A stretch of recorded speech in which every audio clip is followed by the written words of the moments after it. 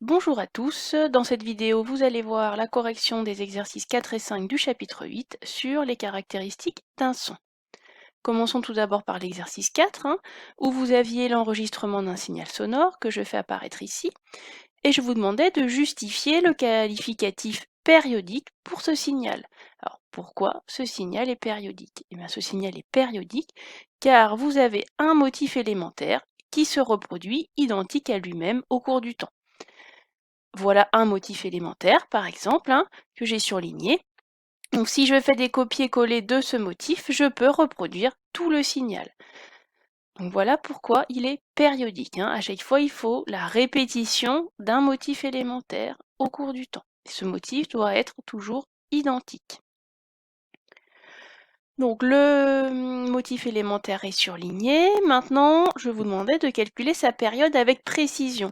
Donc quand on dit quand on utilise avec précision, ça veut dire que l'on veut calculer la durée de plusieurs périodes.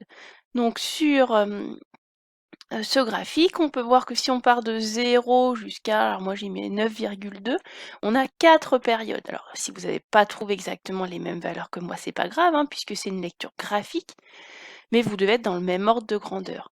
Donc moi j'ai noté que 4 périodes, ça fait 9,1 millisecondes. Warning sur l'unité, c'est pas en secondes, c'est en millisecondes. Donc il faudra bien penser à la convertir. Pour calculer la période, eh bien, si 4t ça vaut 9,1 millisecondes, t c'est 9,1 10-3 parce que j'oublie pas de convertir les millisecondes en secondes, divisé par 4. Et je trouve une période de 2,3 fois 10 exposant moins 3 secondes. Donc on a une première caractéristique du son. La période. On va essayer de remonter à la fréquence. Vous savez que la fréquence pourra nous donner, par exemple, la note jouée par l'instrument. Donc pour la fréquence, la formule, la fréquence, c'est l'inverse de la période, f égale 1 sur t. Je vous rappelle les unités. Pour utiliser cette formule, il faut que la période soit en secondes. C'est pour ça que j'ai converti directement ici les millisecondes en secondes. Et comme ça, la fréquence sera donnée en hertz. Donc on peut faire le calcul. La fréquence, c'est 1 divisé par 2,3 fois 10 exposant moins 3, et ça nous donne environ 435 Hz. Passons maintenant à l'exercice 5, c'est le même type d'exercice. Cette fois-ci, vous deviez étudier le son émis par un diapason. Voilà le signal enregistré. On vous dit dans l'énoncé que le son émis par un diapason donne le La à 440 Hz. Et je vous demandais ce que signifiait ce 440 Hz. Vous avez reconnu avec l'unité. Hertz, c'est l'unité de la fréquence, donc ce 440 Hz, c'est la fréquence du son. Vous verrez par la suite que ce terme de fréquence, pour un son, on va utiliser comme synonyme la hauteur du son. Donc 440 Hz, c'est une fréquence. Je vous demandais ensuite de déterminer la période. Alors on va le faire avec le plus de précision possible, on va en mesurer plusieurs. Donc sur le graphique qui représente l'évolution temporelle du son, je remarque qu'entre 0 et 9 millisecondes, faites bien attention, c'est en millisecondes, il y a ici 4 périodes. Là, j'ai un motif élémentaire, 2 motifs élémentaires, 3 motifs élémentaires, 4 motifs élémentaires.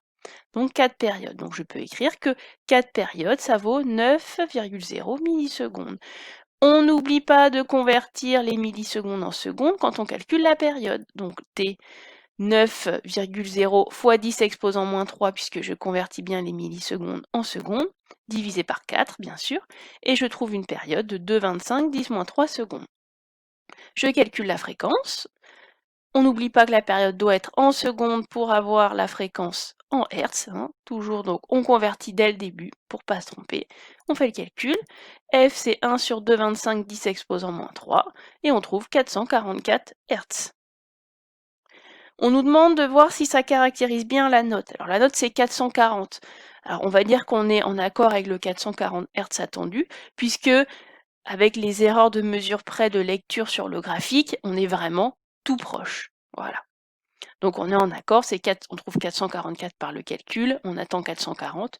Vu notre méthode de calcul, c'est juste. Pour être plus précis, on aurait pu prendre 15, 20, 30 périodes, mais on n'avait pas la représentation avec ce nombre de périodes.